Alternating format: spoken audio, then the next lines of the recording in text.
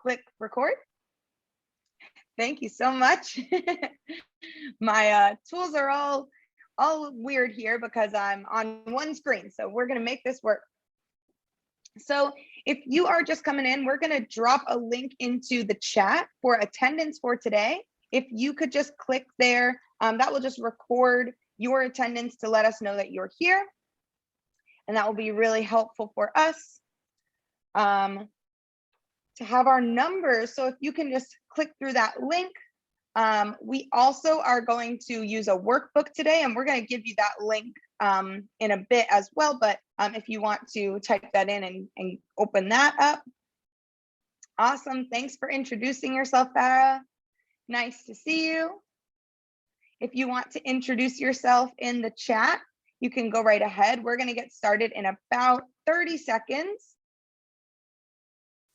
Nice to see everyone. I see a lot of faces, a lot of names that I recognize. So that's awesome. And today for our mobile app session, we're going to go through a lot of awesome content, just trying to get some more people let in here.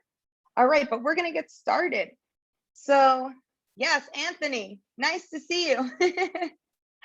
Nice to see you again. Yeah, it's nice to see you again.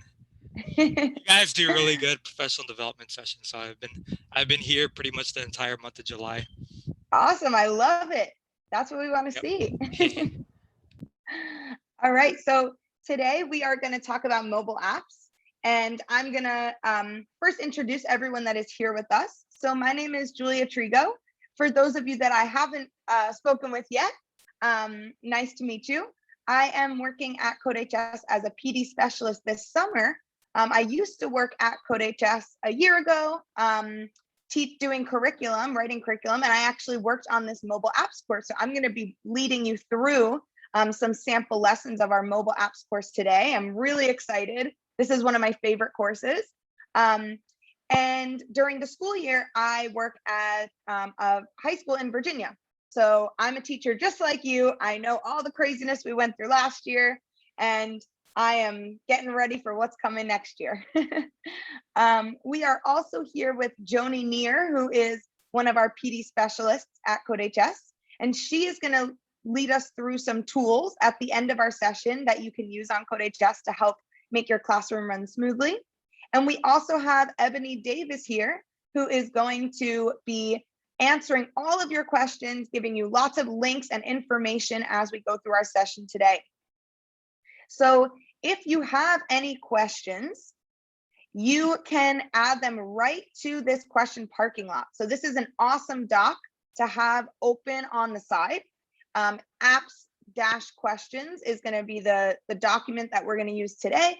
Put any questions that you have right on there, and we will make sure that they get answered. You don't have to wait until the end. So as soon as a question pops in your head, just head over to that document and add that right there, and we will be answering the questions as they come in. Farah, this PD today is going to be 2 hours jam-packed. We're going to have a little break in between some of our sessions, but we're going to go from 12 to 2 Eastern time. All right. So we have our question parking lot there, and this is just so that none of your questions get lost. I know that the chat sometimes can get a little full, so make sure that you put those in there so that we make sure everything gets an answer. All right. As I had said earlier, we are going to be using a workbook today, and we're going to throw that link in there one more time so that you can have this open. This is going to have a lot of helpful links. You'll also see, if you have the question parking lot open, you'll have a lot of links at the top. A lot of these links are in a bunch of different places so that they can be as easy to find as possible. So in your workbook, we're going to have direct links to the exercises we're going to go through today. And it's going to help you stay on track. If you need to run and go do something really quick and come back, it should help you be able to stay with us. So if you need an account on CodeHS, you can head right over to codehs.com/sign up, and you can enter in some information there about your school, so that you can get signed in for your free teacher account. If you already have an account, we're going to use that today. So make sure that you are logged in there. And if you are totally brand new to CodeHS and are not, sure about this platform, you don't know how to use it at all, I don't want you to get overwhelmed. So you can totally sit back and watch and then go back through. You're going to get a recording and these slides after our session today. So you can definitely go back and make an account at that time if you wish. If you do have an account though, this is going to be our section that we're using today, B3F4A. So you can go right to this link that we're going to drop into the chat. And when you're asked for a code, your code is going to be B3F4A. So make sure that you enter that in so you can join our section for today. And as you are doing that, I know that we just bombarded you with a lot of links, a lot of things that you needed to do, and a lot of things you needed to open. Let me just really quickly, I don't want this to be making any noise as we're going through our session. All right. Okay, so as you're going in, you're getting into our workshop today. Make sure that you ask any questions. If you're having any trouble, ask questions in that parking lot so we can make sure we get those figured out. But as you're doing those things, I'm just going to go over quickly what is our agenda for today's section. So we are getting our account set up, enrolling in our demo. Awesome. Then we're going to do an overview of the mobile apps course. So what is in this course? How is the course run? What is it using? We're gonna be able to get a lot of those questions answered. And then we're gonna run through a sample lesson in the mobile apps course. So we're gonna go through all of the content as your students would. You're gonna be in the seat of the students, and I'm gonna be the teacher and show you some tips and some ways that you can use the content and the resources on CodeHS to bring this content to your students. Then we're going to debrief and look at what were those resources that I used, where did I find them, how can you use those as well, and why did I teach it the way that I did. And then instead of in a lot of our other sessions, we go through two different lessons. Here, instead, the mobile apps course is a little different. There's a lot of projects. So we're going to take a deep dive into all those projects that exist in the mobile apps course and then be able to have some time for discussion there. We'll take a break at some point about halfway through our 2-hour session today.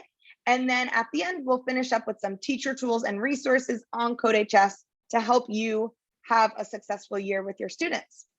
And I know it says Q&A at the end. Reminder, as we go through our workshop today, you are going to be able to ask questions at any time in that parking lot. So you can get to the parking lot either from that parking lot link or through your workbook if you have that open as well. And if you need any of those links, if anyone came in and didn't get those, just ask in the chat and we will definitely send those back in.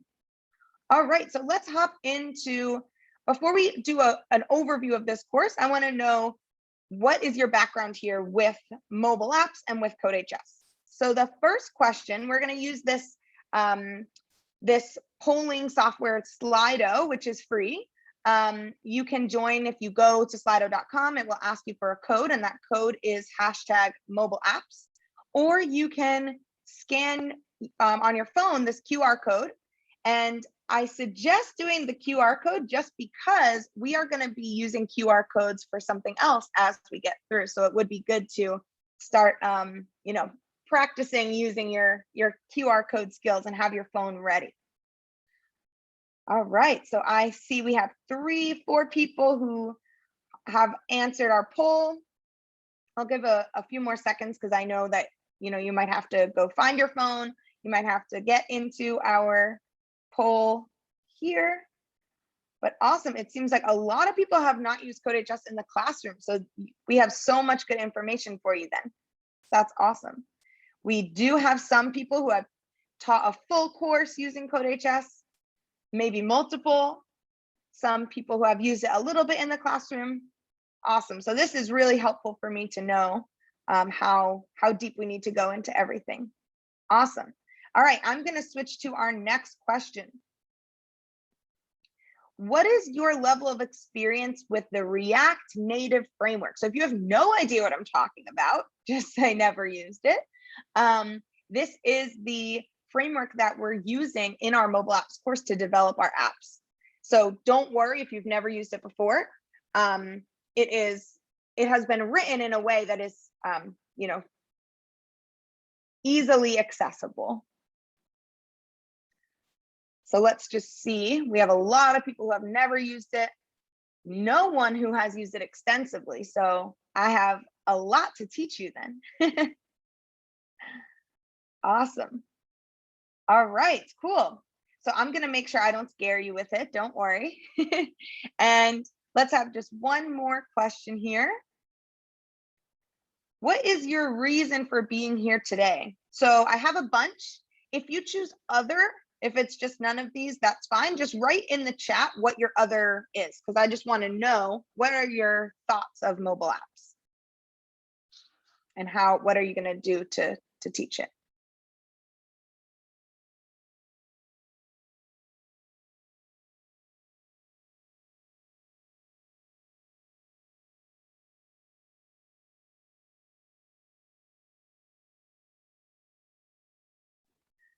All right. So lots of people doing research, wanting to teach mobile apps at some point. Awesome. Some people who are going to be teaching it for the first time this year. Awesome. That's what I love. And we have some people teaching mobile apps interested in looking at the CodeHS curriculum. Great. Perfect. This is awesome. All right. Thank you so much, guys, for doing these polls. It really helps me know what's going on and who's here. So let's dive into this mobile apps curriculum. So our mobile apps course is going to use that framework React Native. And React Native is built off of JavaScript. We're going to talk about that in just a minute. But the reason we're using this framework for our mobile apps course is because we can run both, run our code, our apps code on Android and Apple devices with the same code. So we don't have to write our programs twice. There are a lot of apps that were built a while ago that only run on one or the other. And then if they want to bring their app to multiple devices, they have to rewrite their whole code for their other device. So this is an awesome way that we can use one code to run our apps on both devices, which means that your students in your classroom, some of them can have Android, some of them can have Apple devices, and they can all run their apps right on their phones or on their iPads or whatever tablets they have available. And we're going to talk about that as well.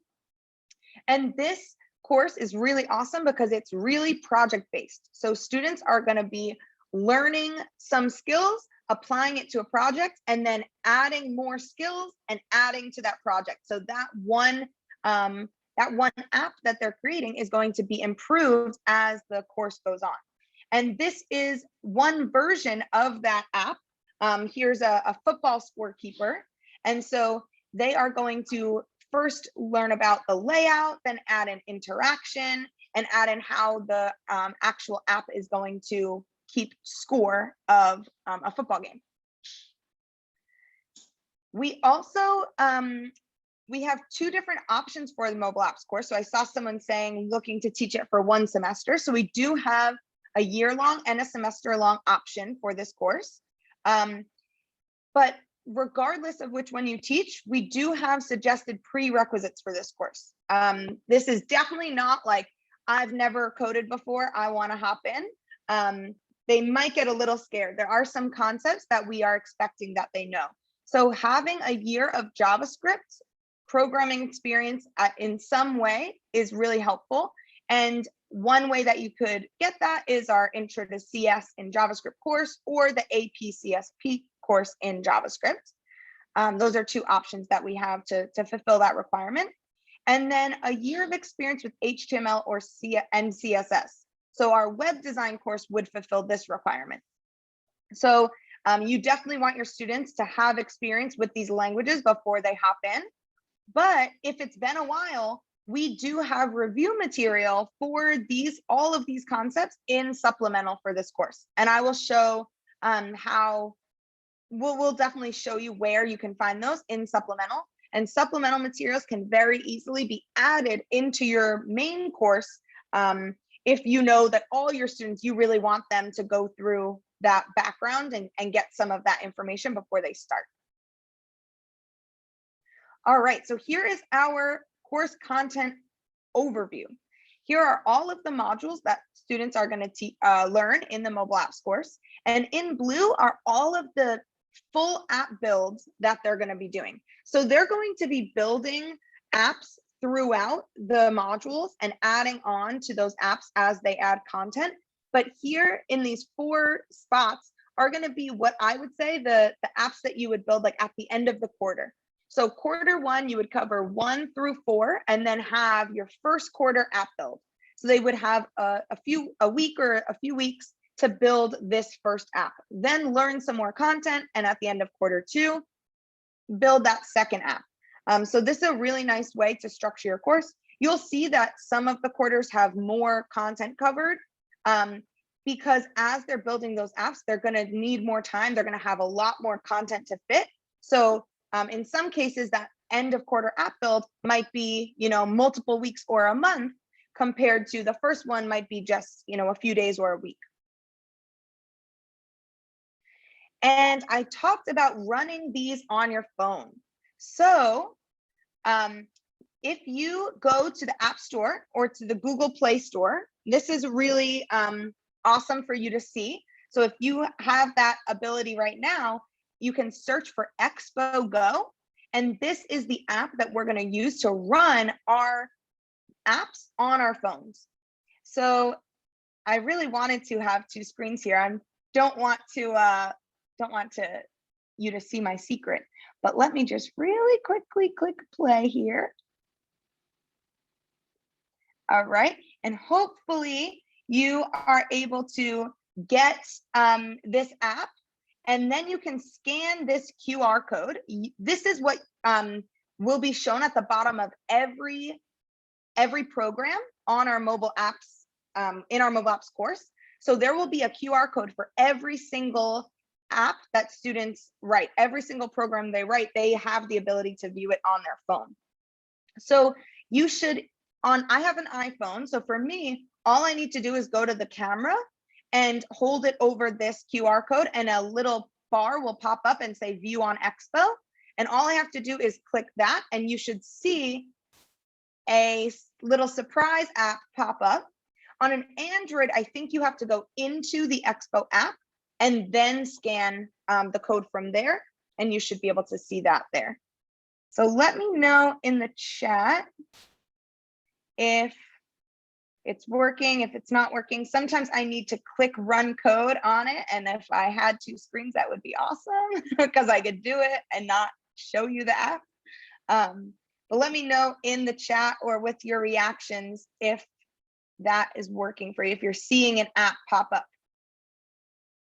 You shouldn't need to sign up for an account. So you should be able to just download Expo and then go to your camera or go in there and scan the QR code. And I'll show you on mine in just a second. Ah, darn. Okay, I think I need to click play. All right, so I'm going to show you on mine, and then hopefully it will work for you as well. So for me, I have just my camera open. I am going to move my chat out of the way so I can scan this QR code. Awesome. So I'm going to scan it, and you'll see that I have a little bar. I'm going to click open in Expo, and then oh, there's my app. So that's what you should see. You should see an app pop up. Awesome. It works for some of you. Awesome. Let's see. Yeah, we got some minions. So I'll show you on here. It might be a little easier to see. You should see an app that looks similar to this on your screen. And it will be sized a little differently because parts of this are responsive So your text might look a little bit different, might be on 2 lines instead of 3, but you can see this app run. You'll see right here, I have that QR code. So I could send this to anyone and they can scan that QR code and view it on their phone. And this is really, really helpful for students as they're learning, especially as they're learning about responsive design, because all of their phones are different dimensions. They have different sizes. You can have, an iPad, you could have a iPad mini, a phone, and show them how it looks differently on each of those devices. So that ability to run them right there is awesome. So I can click run code one more time. There's also a way, if you're on an iPhone, if you shake it, it says refresh. There's an option to refresh, so that might make it work. I do want you to see it on your phone because it's so much fun, but if it's not working for you, it's okay. You can also put in the parking lot, and I can take a look after our session today to see if I can help you out. We do also have some Expo FAQ help docs. So I'm not sure, maybe someone already put those in the parking lot, but that would be helpful, Ebony, if we could get those in there if you haven't yet. All right. So hopefully you were able to see that or see how that will work in your classroom once we get to that point. All right, so we are going to dive in to our sample lesson today. So we are going to take a look at lesson 2.3, which means we're in module 2, lesson 3. So this is not the first lesson of the course. So if it's saying no usable data, can you write that in the parking lot, and then I'm going to take a look at that afterwards, because I definitely want to help you out there. So we are going to hop into this sample lesson. Students would already, in module 1, they are downloading the Expo app. They are practicing getting, viewing that on their phones. They're looking at what actually React Native is and why we use it. They're looking at the general syntax. And so all of those things would have already been covered at this point. So don't worry if you see this and you're like, oh my gosh, this is way too much right away. I wanted to show you some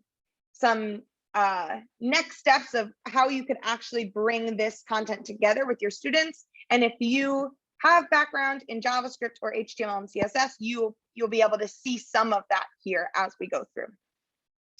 All right, so here we are going to dive in. I am going to be in the teacher role.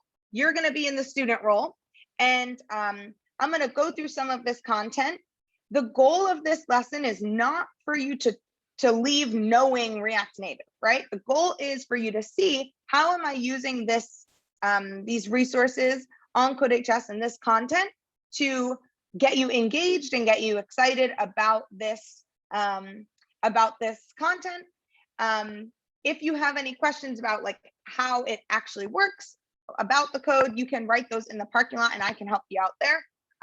But definitely try to view this through a lens of looking for those teacher tips and teacher moves. All right, here we go. Okay, so hello class. Today we are going to look at how we can style our view components. And view components are where we see different pieces of our design on our app screens. So to get started here, we're going to take a look at this Snapchat login page. So here's a do now that I want you to think about, and you can answer this in the chat. So here is our Snapchat login screen, and I have a height of my total screen is 700 pixels, and the width of my total screen is 100 pixels. So I want you to tell me in the chat, what is the width of the yellow box shown here? How wide is that yellow box?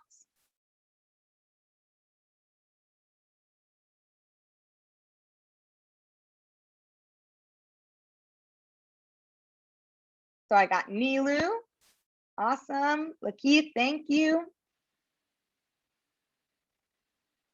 Great. So if we have a width of the total screen is 100 pixels, that yellow box is the entire width of the screen. right? So that yellow box is going to have a width of 100 pixels. Awesome. It totally fills the width of my screen. What about the height of the yellow box? And this is an approximation, right? But think about if the total height of the screen is 700, about how many of those pixels would the yellow box take up? The height of the yellow box.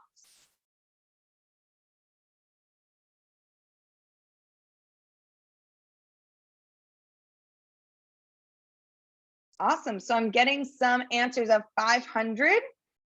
So 500 is what I would think too. We can see that it can't be the entire 700 pixels because the entire screen is 700 and the yellow box doesn't go all the way to the bottom, right? So it has to be less than 500. It looks like it's more than half. And we have the red and blue at the bottom as well. So I would say about 500 is a good estimate. That's true, Nilu. We might have the red and blue on top, but we are looking just from, that's why I put our dimension lines there.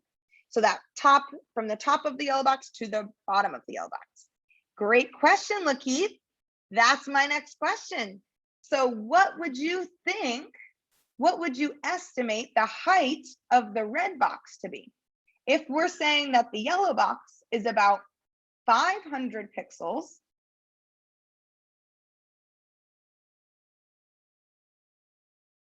so our yellow box is about 500 pixels, and we know the total height of the screen is about 700. That is true, Nilu. That is a great point.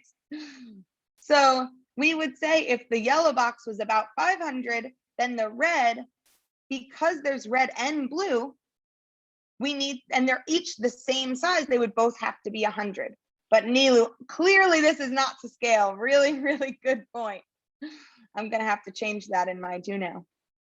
So we would say that if the total screen is 700 pixels tall and the yellow box was 500, then each, the red and the blue, have to be 100. But now what if we changed our screen dimensions? So now our screen has a height of 1400 and a width of 300. So now what would the height of the yellow box be?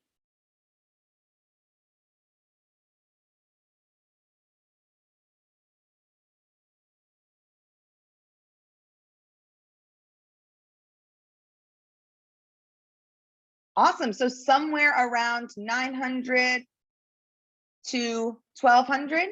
I think any of those make sense. If we were looking at the same one as before, where the box was the yellow box was 500, and the screen had a height of half, which was 700, then we would double that and it would be about 1,000 pixels.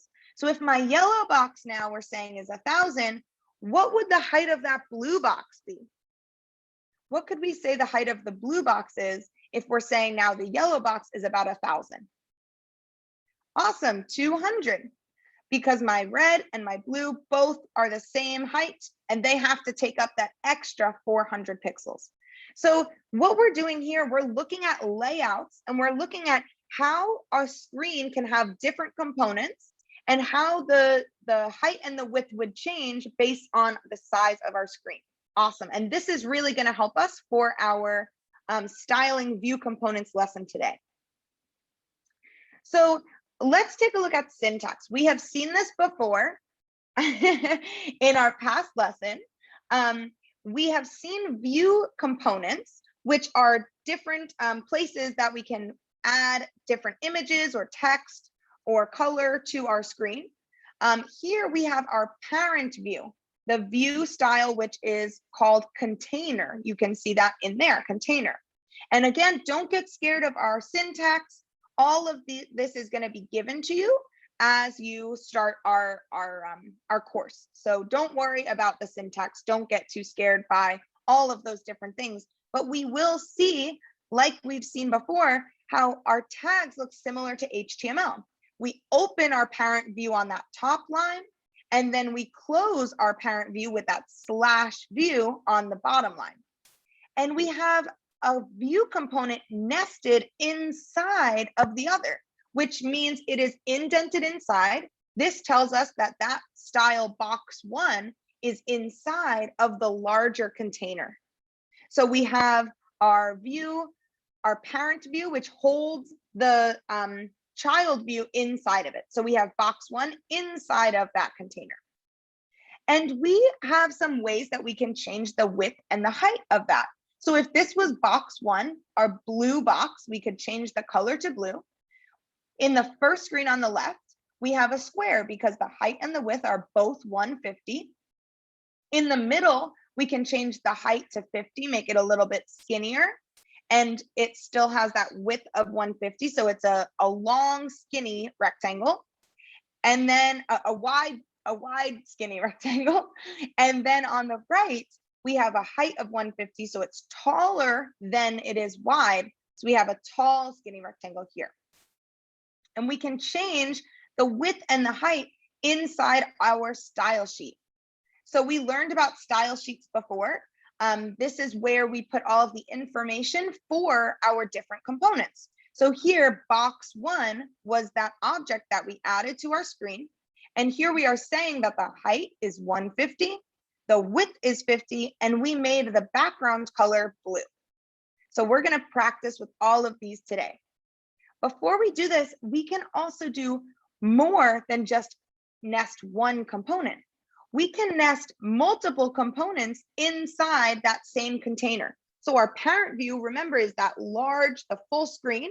And now we're adding multiple other view components. So here we have box 1, and then right afterwards, we have box 2. And both of those are inside that parent view. We can change in our style sheet the height and the width and the color of both of those boxes by just changing them in the style sheet. So here we have box 1 is still what we had before, a height of 150, a width of 50, and a background color of blue. And then because our second box was below that first box, box 2 comes after box 1, now we have that red square with a height and width of 100 showing up below box 1. And we're going to practice doing those. But before we do that, I just want to show you 2 more ways that we can style these things, because we don't want our boxes, they always are defaulting to the top left corner of our screen. We can use this, this one item, alignItems, to center or change where our objects align horizontally. So if we are using alignItems and we set them to center, both of our boxes will be horizontally in the center of our screen. What if we wanted them to be vertically in the center of our screen? Well, we use justifyContent. So alignItems allows us to move objects in the horizontal direction, and justifyContent will allow us to move items in the vertical direction. And we are going to practice with this a lot because I know that this is something that is brand new to us, and we need to practice to make sure that we understand alignItems goes with X and justifyContent goes with Y. So the more we practice, the better we're going to get here. So let's do a demo here. So we are going to hop over to our course on CodeHS, and I am going to be working in, we're going to work in the summer workshop here. Styling view components is our lesson. If you would like to follow along with me, you can. We're going to be on height and width, which is the first example, or during this part, you can definitely just sit back and watch so that you don't get lost. So let's take a look at that height and width. Got our height, got to move my chat so it's not covering me. All right, so our height and width example, let's run it and see what happens. Awesome, so we have, I see here, tall view is the first view style inside my container. Remember, container is the full screen. So we're putting tall view And I can see that here. If I go down to my style sheet, tall view has a height of 200 and a width of 200, which is why it looks like a square, and it has a color blue. I then below it have short view, and short view has a height and a width of 100 and a color green. So let's see, what if I wanted to add a third component between my blue and my green cubes? Well, one really awesome way that we can do that, remember on CodeHS for our mobile apps course, we have this components tab, which if you have taught or taken any other CodeHS courses, we don't have this tab. This is a special tab for mobile apps. So this, we know there's a lot of syntax, right? It's really easy to copy and paste, but you can also just go over to components. And if I want to add a view component, I can drag that into my code. And when I drop it in, it gives me the opening tag and the closing tag. And I will just need to change the name because right now it's going to default to that main container. So I can maybe call this middle view, right? Maybe I want it to be not tall, not short. I want it to be in the middle. And if I wanted to add anything inside of it, I can do that here, but I am just going to have that be a little bit easier to see that we have our 3 different views. So I just dragged that in from components. And right now, I never said what middle view is. So I'm going to have to go into my style sheet and I'm going to add in middle view. So I want this view to have a height that's between, let's do, I want to make sure that it fits on our screen. So let's do it really small. Height and width of 50. And let's do a color of red. Now, if I run this, I don't see any color. Oh, because I need to use background color. It's not just color. And if I forget that, I can head right over to docs and I can see colors and see exactly all the ways that I can add color to my screen. Color, remember, is we're going to learn later is what we use for text. Background color is what we're going to use to change the color of view components. So now if I run this, I see I have my big blue view, I have my red small view, and I have my green view, and my red view is right in between because I added it right in between. Now, what if instead I added this view, not between these, but inside my tall view? Now I'm going to have to tab it over. We're going to tab that in so I can see now I have my tall view, and inside I have nested my middle view. What is this going to look like? Well, when I run it, I see my red square is now inside my blue square. And I can move that around using those justify content and align items options. So let's take a look at those options a little bit more. I'm going to move over to my, the last thing I want to do though, is I want to show you one other way we can add color. So I can just say red here, or this is kind of limiting, right? Red, blue, green, yellow, light blue even, that's still not going to give me every color. Well, I can just Google hex codes and I can see a bunch of different colors. Maybe I like this pink instead of the red. I can copy this hex code, which we're going to learn more about our hex codes, but I can put that hex code in here. And now when I run it, it's going to be that pink color, right? So I can use color names, but I can also use hex codes, and you're going to practice doing that in a little bit as well. Awesome. All right, so now we're going to move on to our justifying content example. And this is just the next one. So if you click continue on your screen, you should get to your justifying content. Right now we have 3 boxes, and our content is justified to the center, which means that in the Y direction, we are centered. What if I change center? I have some other options. So what if I change it to space around? Let's see what that does. When I change justify content to space around, it gives even space around each object in my container. So I am inside my larger container and I'm saying all these items in there, the top box, the middle box, the bottom box, I want to have space around those and they're spaced out. I have another option called space between, and that will only add space between my objects and not around the outside of them. So we have so many different ways that we can alter our objects here. And remember, you can always go to the docs and see more of this information.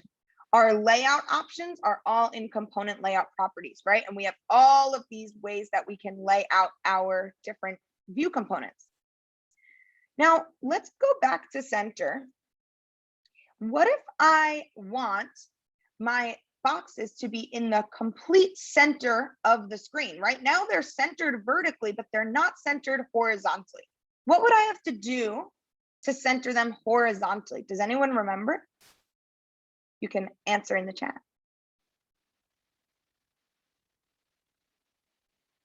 How could I center these also horizontally? Awesome, Nilu. alignItems is my horizontal way to center objects. So if I do both justify content and alignItems together, it will have it centered in the X and in the Y. Awesome. All right, so let's go back here. I want you now to try out this rainbow background exercise. I'm going to show you where to find it. You have a bunch of different places. In your workbook, you can click right on here, this link, as long as you are in our demo course. If you're on our CodeHS page, you'll see on our styling view components lesson, we can expand that and we can see rainbow background right here, this exercise. I want you to try this one out. Try it and see, play around a little bit with those, all those different pieces of React Native. Remember, you can drag in from that components section and your docs will help you as well. So try to just play around with that for a few minutes and then we'll come back together.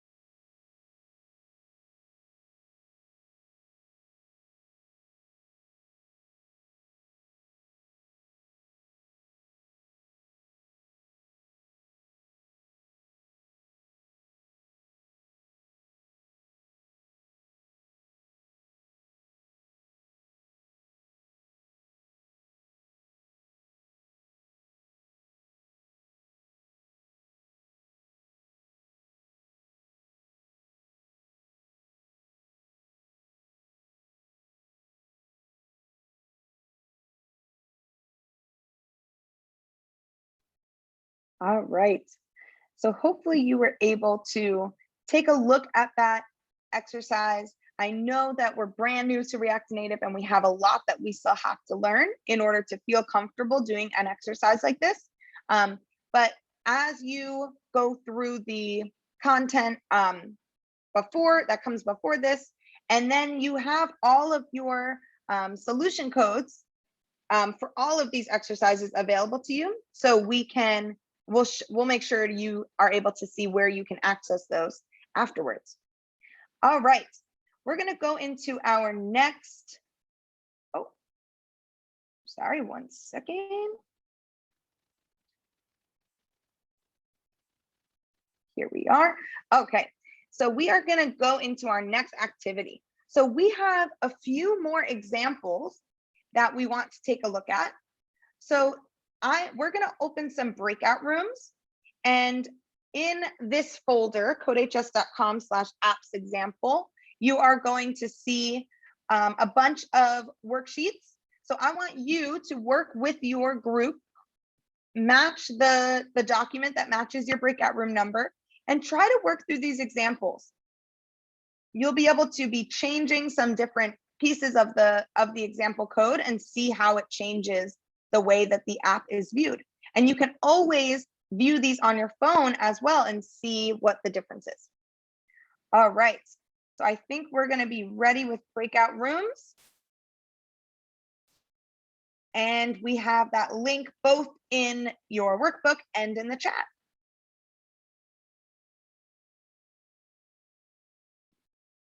All right, so you can join your breakout room and we'll come back together in about 5 minutes.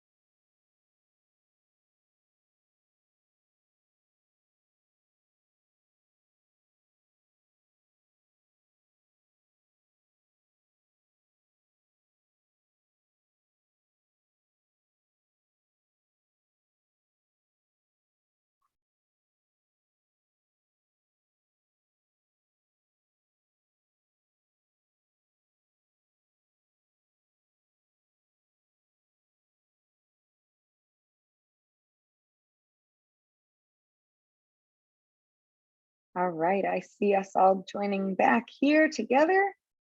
Awesome. Thank you. Hopefully you guys had a chance just to take a look at that exploration document. This I created just right from the lesson plan for this lesson here. So this is just a good way for you to be able to explore those examples without me stepping us step by step through that. So I know you didn't have enough time to actually go through that whole activity, but hopefully you were able to just see how you could use that with your classroom. All right, I want us to try another really awesome feature on CodeHS, which is our Collaborate tool. So if you go to our next, we looked at these two examples, flex direction and checkerboard. If you go to the next item, notes, collaborate, nested views, and I'll show you where we can find that on our site. So you'll see that is almost at the bottom of our styling view components. And you can always go back to this main screen by going to my sections. You can find this demo section there and go back to this main screen if you're looking that way, or you can just click continue if you're in the examples until you get to this notes section. So here you're going to be given there's a bunch of rooms here, and we are going to go into different breakout rooms so that you're able to work with some other people on this activity. We're going to use our Collaborate tool, where you can go in with multiple people and you can all write code together. So someone can be working on one of our views. We're going to have multiple views here. Someone can be working on the style sheet and adding some colors, adding some different sizes there, aligning our items in different ways, using justifyContent, see how that all works. So here, I want you to play around with this feature. I'm going to give you maybe just 5 minutes. So I just want you to see how this can work. You don't worry if if you run into some syntax errors or you are hitting a snag. I want you to just test out how you can code together with multiple people. So your directions are there in your notes, collaborate, nested views item. And we're going to go into different breakout rooms. You're going to open that item that matches your breakout room number. So open that link that matches your breakout room number. All right, here we go.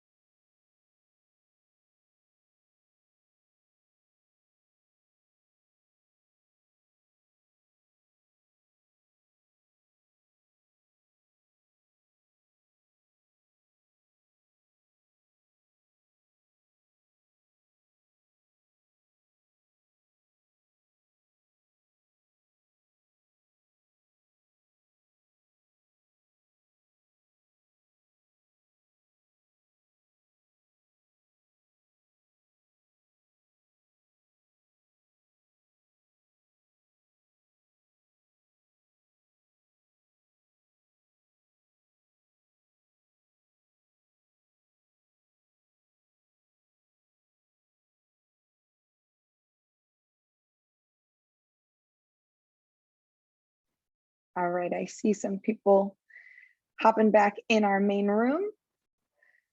Hopefully you were able to see a little bit about how that Collaborate tool can be used. All right, we got everyone back now.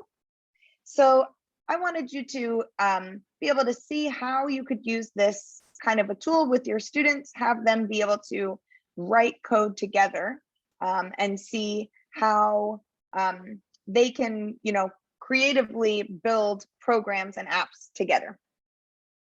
All right, so I also included a document in our lesson that you could complete for homework.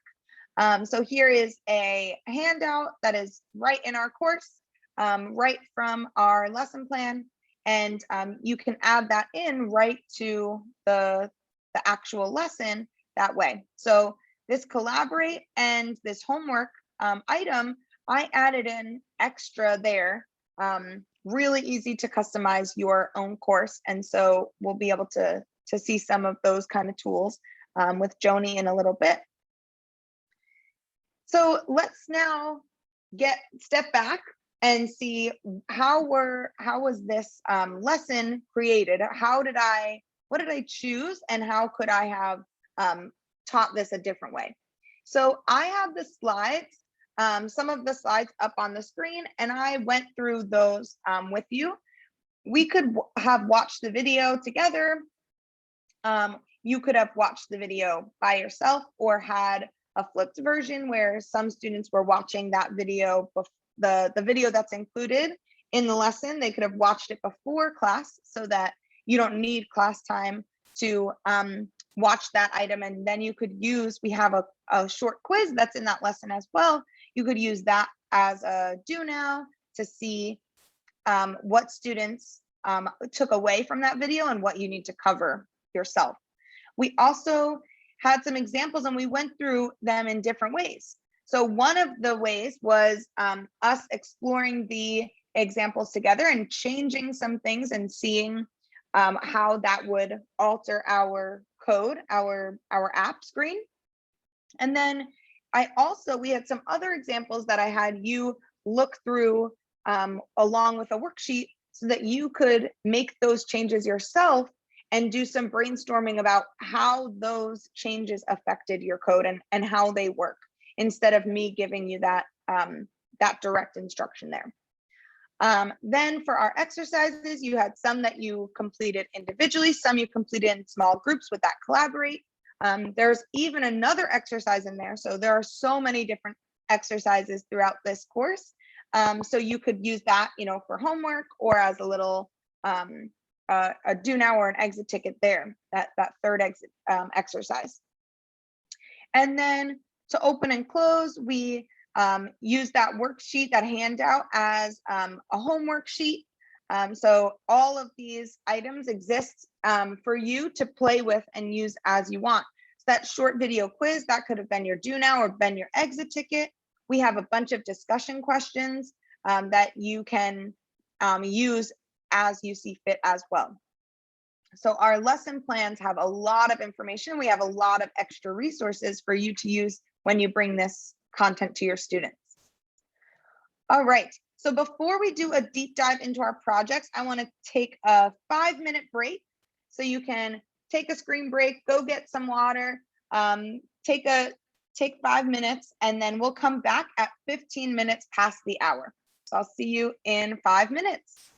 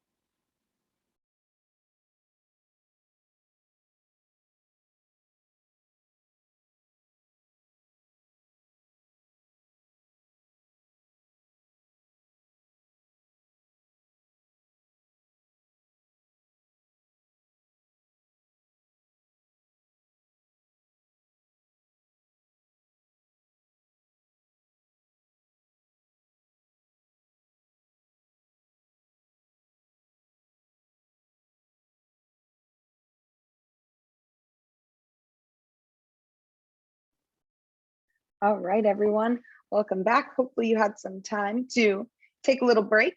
And now we're going to dive into these projects in this course. So we have 4 projects that are quarterly projects. They're placed in the course at specific areas where students are going to be able to use all of the information that they've learned up to that point to create 4 different apps. So our first one is recreate a popular app. And this is going to be where they try, at this point, they have learned all about layouts and how they can actually lay different text, images, all of these items on their screen, and how they can align them so that they will be responsive to any size screen that they're using. So this allows them to be creative. They can choose any popular app that they use frequently, and they can try to redesign that. So here is one of the things that a lot of people struggle with in CodeHS is in our programming courses, a lot of those projects look the same for every student. And one really awesome thing about our mobile apps course is that they're going to look very different. So students are going to be able to choose whatever they want to build and be able to make that happen in that first project. Then in our second quarter, they're learning more about how they can actually use data in their apps and how they can alter data and variables inside their mobile apps. So they're going to build an app that converts from multiple currency types. Then in our third quarter, we are going to have them build an image feed app, so similar to Instagram, where they're going to be using a lot of different data structures and images and scroll view. They learned about a lot of new concepts, and then they're going to put those to the test here in our image feed app in the third quarter. And at the end of the course, this is going to be the largest portion. I suggest giving students anywhere from a month to 2 or 3 months at the end of the year. Most of this quarter is going to be building that final app. So them coming up with their idea of what they want to build and then finding out how they can make that happen. We also have, like I had said earlier, we have some continual projects throughout the course. So this scorekeeper app, my example before that I had shown you was football. They're going to choose any sport that keeps score. They're going to choose that, and they're going to build that app, add on more and more components as they go through the course. So at the end of every module, they are going to go return back to this app and add more content based on what they learned in that module. So this is a really awesome way for them to see how their foundational content is going to be added on, and they're going to be able to see all of those different pieces and how they fit together. Then we have some other apps that they're randomly sprinkled throughout the lessons and the modules. They're going to be able to improve. So they're going to start that Snapchat login screen that we did for our Do Now. They're actually going to be able to build that. Then they're going to make that design responsive once they figure that out. Then they're going to be able to actually make those buttons clickable and have there be interaction with the user. We also have a Venmo app and ClassPass. So these are apps that maybe your students have used. It's hard with mobile apps because things change so much and are getting constantly updated, and we have so many new apps coming out all the time. But hopefully this is a way that students can actually relate things that they have seen and used on their phone to their actual class here and the content that they're learning. So I want us to take a few minutes to dive into these projects and look at them a little bit deeper. And I want you to think about these different things. Why do you think it is beneficial to use these projects with your students? How have you done projects in the past with your students? And what are some of those main tips that you want to continue when you're doing these? Would you have students work on these projects in groups? how would that benefit them? And how would you be able to make sure that you know which parts students are working on, so that everyone is doing their part? So I have, in our workbook, you'll see I gave you links directly to each of these projects that I had talked about. So the quarterly projects, these are a whole module. So it might be broken up. It might say first build this, then build this in multiple exercises. So if you click on Q1 through Q4, these quarterly projects, those are going to bring you to the main module page where you're going to be able to see each of those pieces of that project. And then these continual projects, I only linked you to part 1 for them. But if you search through the course, and I'll show you this in a second, you'll see part 2 and part 3 of these sprinkled throughout. And your discussion questions are right here. So let me just show you where we can find those. So let's say I'm up here and I can see here, here's Snapchat login page part 1, Venmo balance transfer page part 1. Then as we go through the course, you'll see that we're going to have Snapchat login page part 2. So you can just search through and see where these different pieces are for the different projects, and see how those are adding on to each other. So we are going to break into our last breakout rooms, so that you are able to discuss with your group, take some time to look through these projects and discuss how are you seeing these projects being beneficial with your students, and how are you expecting to be able to use those in your classroom. So we're gonna make some last breakout rooms, and you will have about 7 minutes to go through that with your group. Take a look at those projects, explore that a little bit, and have a discussion. And if you have any questions, if anything pops up, make sure you throw those into the parking lot so that we can get those answered as well. All right. Okay, you can head into your breakout room now.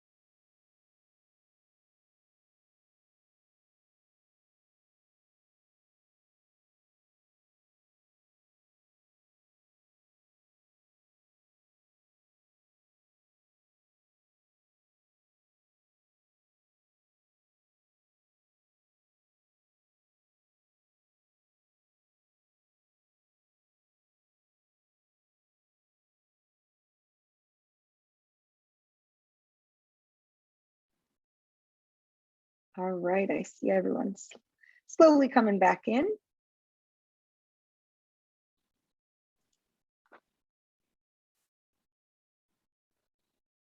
Awesome. Just give a few more seconds for everyone to join us back in our main room.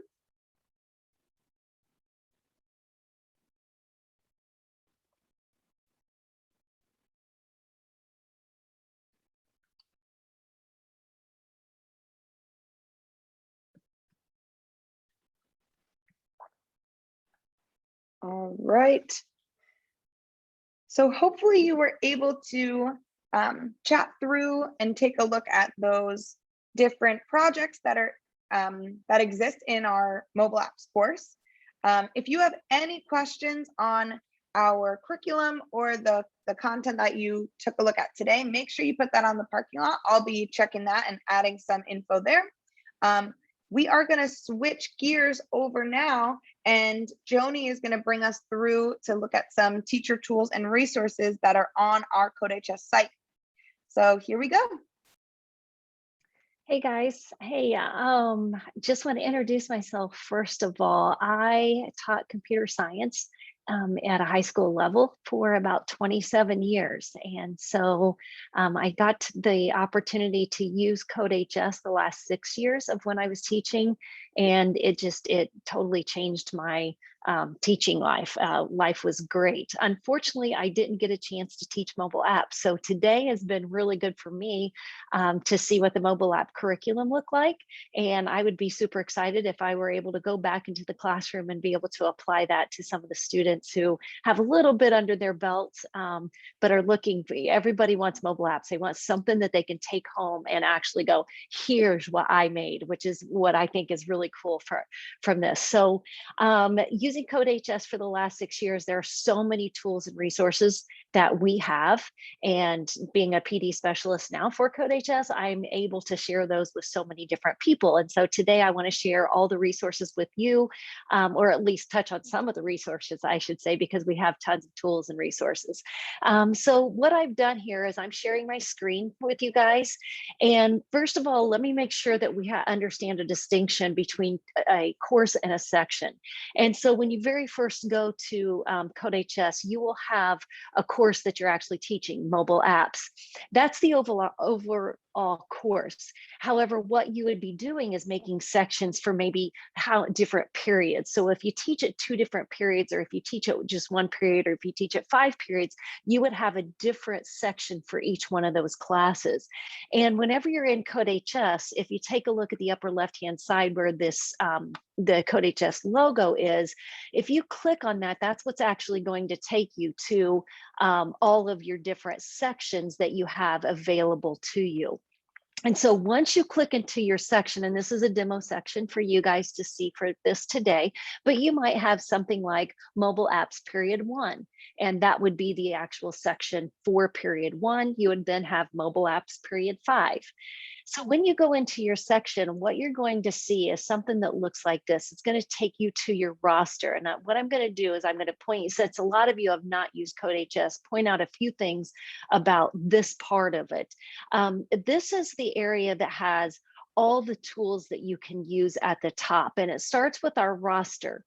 And if you look at your roster, you're going to be able to see all the students who are located or who are enrolled in this particular section. I've got a demo section up here. And so I've got a few students who are in here. And if you take a look at from the very beginning, you can kind of see how far everyone is moving along. So Ava's struggling a little bit, whereas Sophia is doing a pretty good job at making her way through the course. Some of the tools that I'm going to show you, what's going to happen is I'm going to kind of do it in sections, and you got to kind of hang in there with me, because for me to show these to you, I'm going to be opening so many pages and I want to get tons of information to you. So I've kind of have a bunch of tabs opened up, and you're going to see me going to those so that I don't have to wait for it to load. And so what we're going to do is we're just going to kind of take it section at a time. So the first one that I want to bring your attention to is kind of the conversation area, or the information that you want to give to kids. And the first one that I want to bring to your attention is this announcements right here. And if you click on your announcements, what that allows you to do is to write an announcement for everybody who is in that section. And so down here at the bottom, this will show all the announcements that you've made. So I put out an announcement that said, good morning, everyone. Don't forget that tomorrow you're going to be showing your projects in class. Be prepared to have some fun. So it will go out to everybody who is in that section. That is what your announcement can do. Now, what if you want to just talk to a specific student? If I come back here to my roster page, you'll see if I want to talk to Sophia, you'll see over here at the far right, there's actually a conversation button. And that conversation button is going to look a lot like the announcement, only it's going to just talk to Sophia in and of itself. So if I click on that conversation button, it's going to look like this. It's going to be, I'm chatting with Sophia. I can see what announcements that I've sent to her, because this is all the communications that she's received from me. But in here, I sent her a little message. It said like, hey, Sophia, since you were gone yesterday, you're going to present your project tomorrow. So you can just have a conversation back and forth with just one individual person with the conversation button itself. The next button that I want to show you on this roster page is this attendance button. So if we click on attendance, what that can do is it can show who has logged in today and been working on CodeHS. Obviously, nobody in my demo section is online, so you don't see that they're present, but if they were, that would be marked with a check mark instead. It will tell when the first time they were active, most recent activity, and the total time that they've been active. So that kind of gives you the opportunity to be able to see who's there, who's working, especially when you might have some blended opportunities where you're working virtually with kids, or if you've got some that are and some that aren't. It kind of helps you to keep track of when the students are on and how much time that they actually have been working in the class. You can also select the weekly attendance, and the weekly attendance is going to show you for the week, but it allows you to go back and forth from one week to another week, and it will just show whether they have been present or not. So that's our attendance button. The other thing that you can see here on this one is our award badges. CodeHS has badges that are awarded after you make it a certain amount through courses, but you can also create your own badge and give it to somebody. So what I've done here is I've created a badge. On the right-hand side, you say create badge, and it just takes you through the steps of uploading a little badge. So I made a positive attitude badge and just says, thanks for always having a positive attitude. And if I want to award that to somebody, I can look at all of the people who are in my section and be able to award them a badge of whichever one I want to award them of. So let's say Ava's has a great attitude this week, even though she hasn't been making it very far into her course. I can award a badge to the student. Which one? The positive attitude. And now Ava is going to have a badge awarded to her. And then I can view all the badges that I've given to her too. So from the roster page, those are the main things that you're going to use with these blue buttons. You also can manage your student accounts, and when you go to that, you'll be able to see all of the stuff that you can do with the student accounts. That kind of gets in a little bit deeper than what we need to today. So that's from our roster page. Now what I'm going to do is I'm going to take a look up here, and I'm going to start walking you through some of the tools that we have available up here. The first one that I want you to take a look at, and again, you're just going to watch here, but when you get a chance at the end, if there's some time, you can play around with these.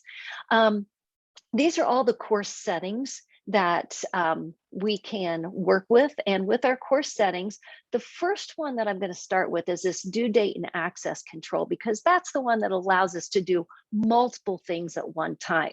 So take a look at this particular class is not the mobile apps class. It's actually an intro with JavaScript. And so each one of the modules is going to show up, and we can tell whether we want to assign that module. If we assign it, the students will actually see that module listed. If we take it off and say it's not assigned, they literally won't even see that that was an option or that was a thing. So you can specifically say, okay, well, we started programming with Carol last year in middle school, so this year they don't need to start with that, but I do want them to keep the Carol challenges so that they can practice again on what they did last year.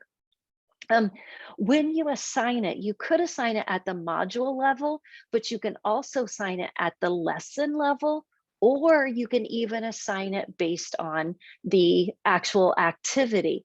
And so if you look at the exercises, you may say, oh, I don't really have time to do 2 exercises, or maybe I only want them to do that last one because it's just a review. And so you can assign at that level also.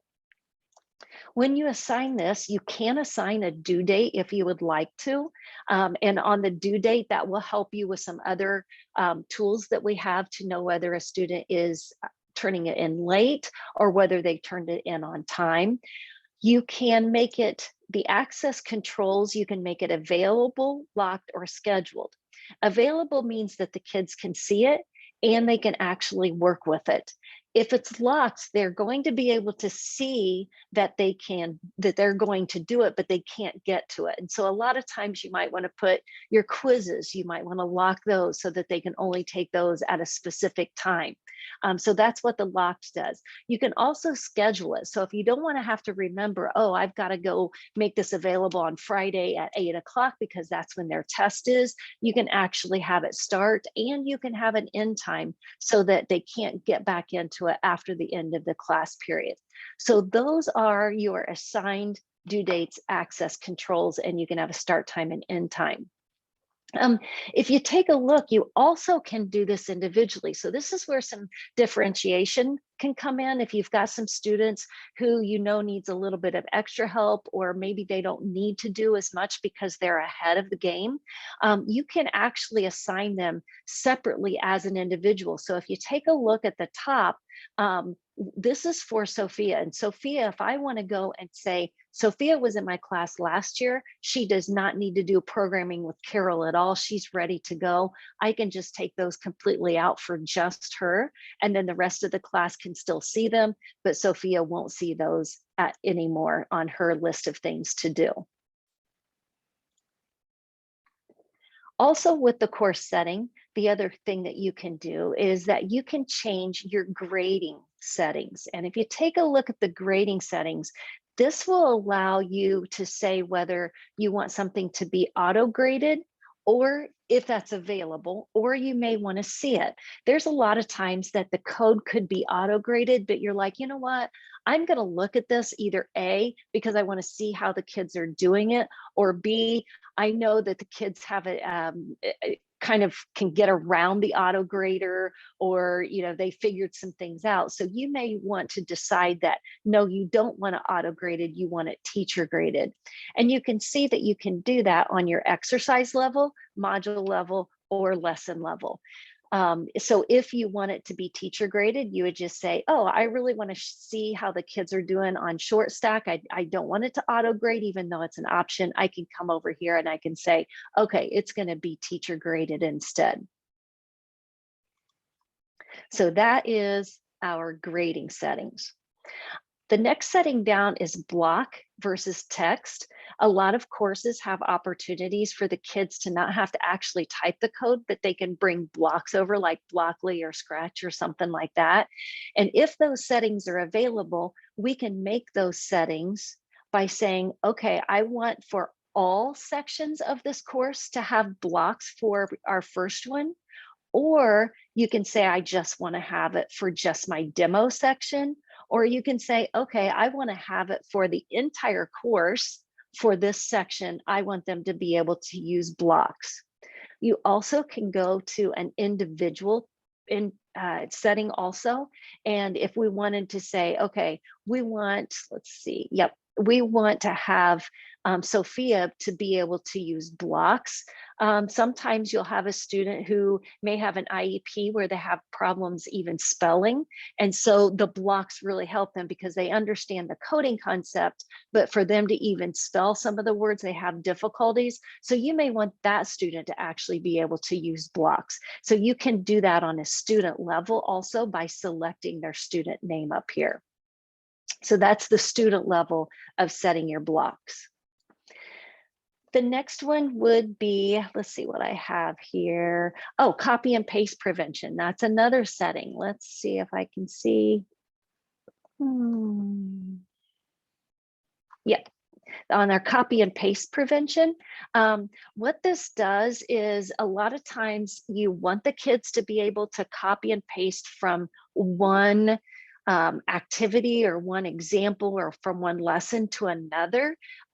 Sometimes it'll even say, hey, using the lesson previous, build on that. So that would be a time that you do want them to copy from somewhere and put it someplace else, or even in the code. If you've got 4 lines of code that you want to, they haven't learned looping yet, you've got 4 lines of code that you want to copy and paste and paste and paste.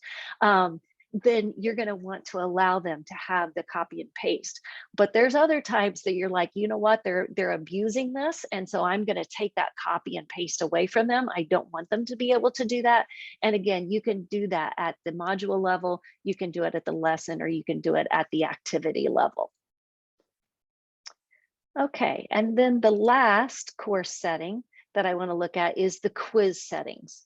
And with our quiz settings, what we can do, all different types of things that you can decide. Do you want them to be able to see the correct or the incorrect? Do you want them to know if they got it correct or incorrect?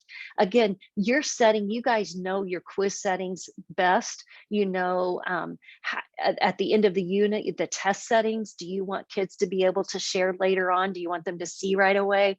I think we all agree that a kid seeing whether they got something correct right away is awesome for the kids to be able to see that feedback. However, that also opens you up to a lot of different cheating possibilities too. So you have full control over whether those kids can see whether they did what they got correct, or even what the correct answer is afterwards too. So those are your course settings that you have up here at the top under course settings.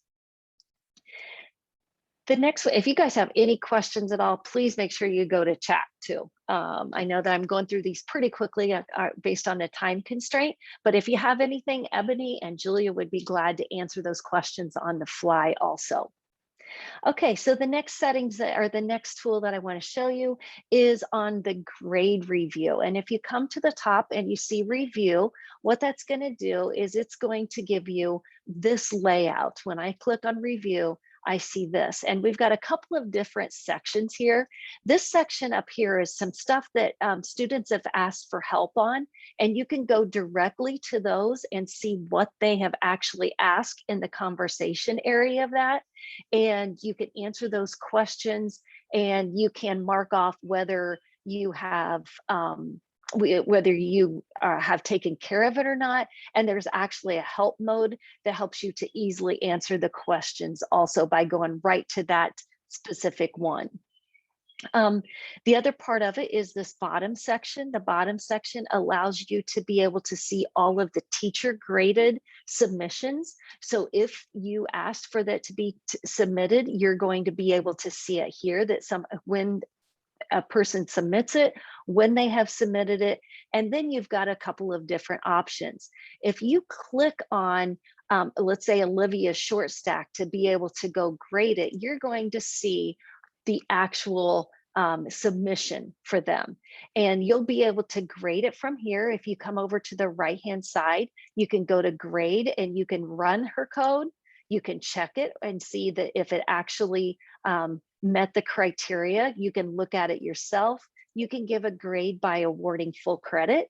If you can give them a 0, if they sometimes they'll try to submit without doing anything to it, you can give a 0. You can mark it as finalized to say, yes, I have looked at it, I've graded it. You can provide feedback to them, mark it as finalized, or you can mark it as pink, which means that they're going to go back and see it down here at the bottom. The yellow actually represents that the student has been to it, where the green is where it's been finalized and they've completed that. So they would see a pink circle, and that pink circle would just tell them, hey, you need to go back and revisit this because I gave you some additional information. The other option that you have on the reviewing the materials that they've submitted is this fast grade option on the right-hand side. And this fast grade option, this is a really great feature that's a pro feature that allows you to be able to move through the submissions one after the other without having to go back and forth. And then it also gives you the solution to it on the right-hand side, what they have submitted, and you are able to run the code.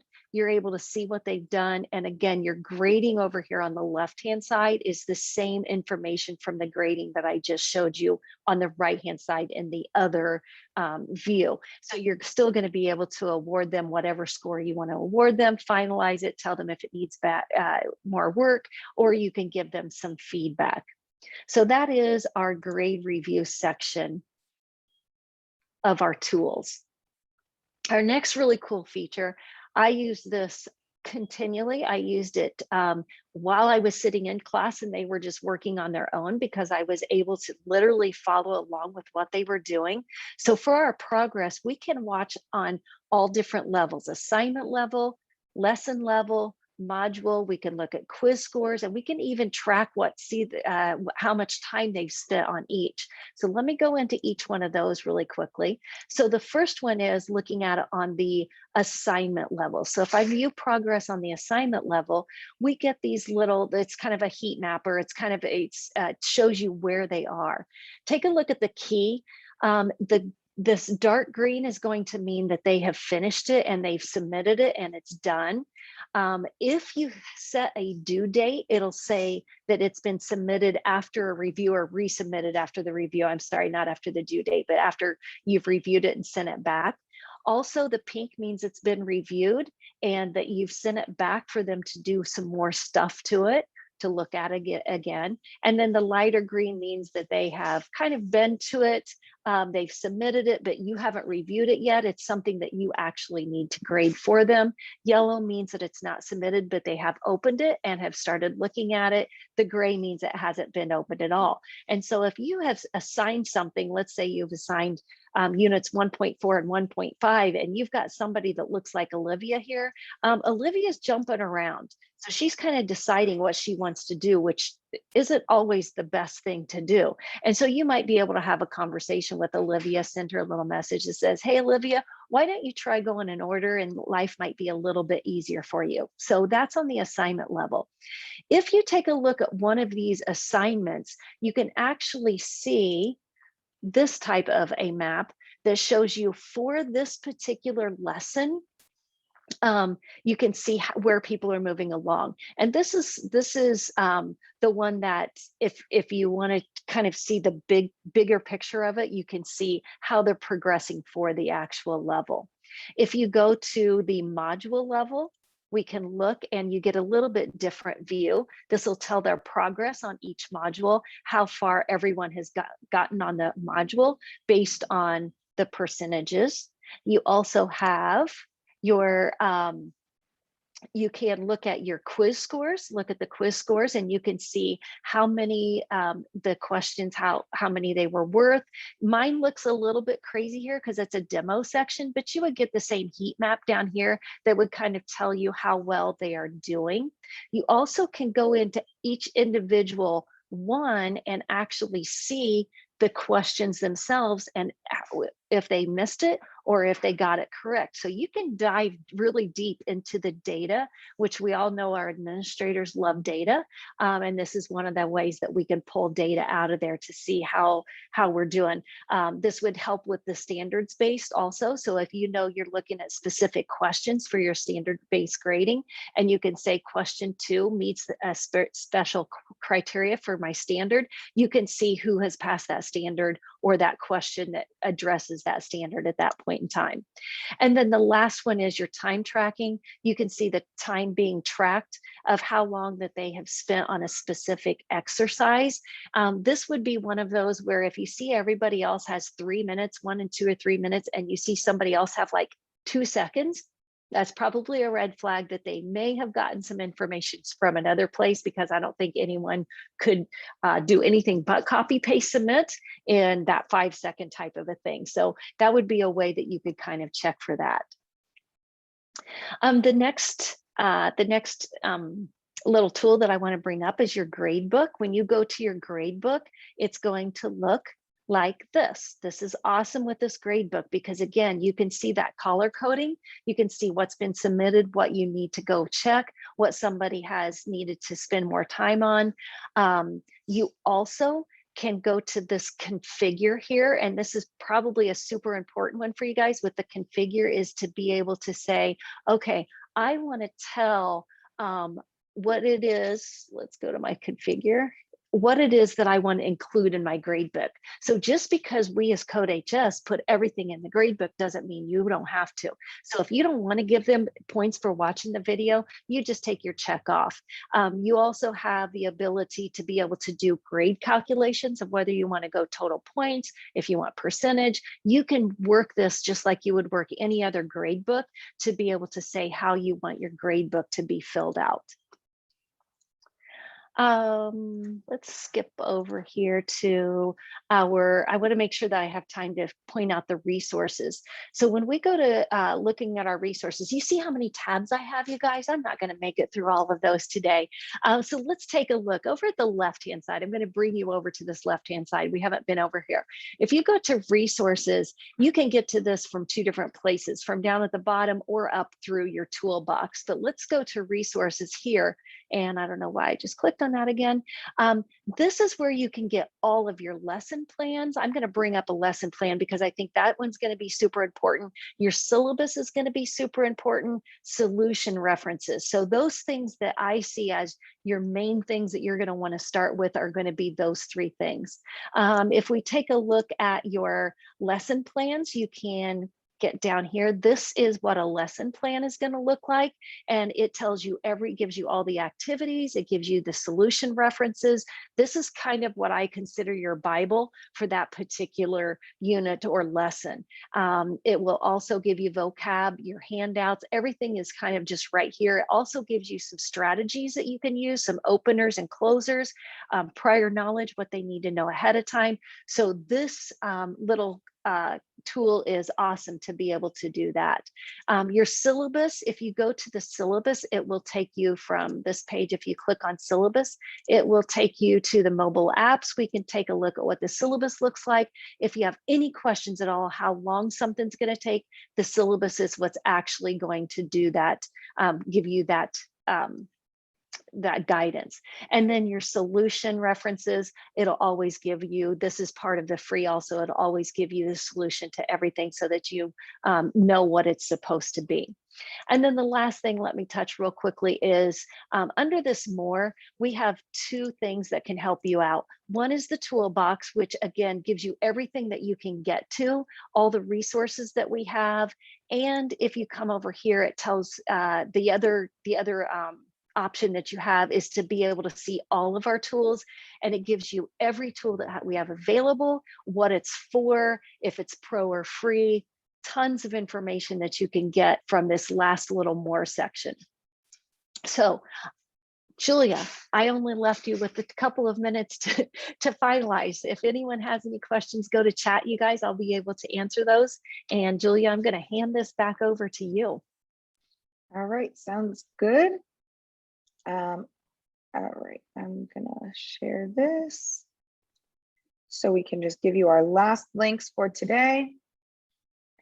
All right, so if you, we have a CodeHS Facebook group. So if you want to connect with other educators on Facebook, that's a really good place to do that. And so we have that link in the chat. And we also have some other workshops. We're getting to the end of our summer workshop section, but we have a few more over the next 2 weeks. So definitely check out that list and see if there's anything else that you would like to take a look at. If you're a new teacher, we have a new teacher workshop coming up. So definitely get registered for that one. And we have a survey for today. If you can give us some feedback, we always want to know, how did this answer your questions? Did you come looking for something that you didn't get today? We want to make sure that these workshops are as helpful for you as possible. And the last thing, if you are looking for a certificate for attending today's session, you can head right to codehs.com/apps-certificate, and this will just ask for your name and your email. Double check your email before you submit this so that we know it will go to the right spot and you will be able to get that information. All right. I know we covered so much today. Thank you everyone for joining us. And we look forward to seeing you at another workshop soon. All right. Have a great day, everyone. Thank you. Bye. Bye, guys. Bye.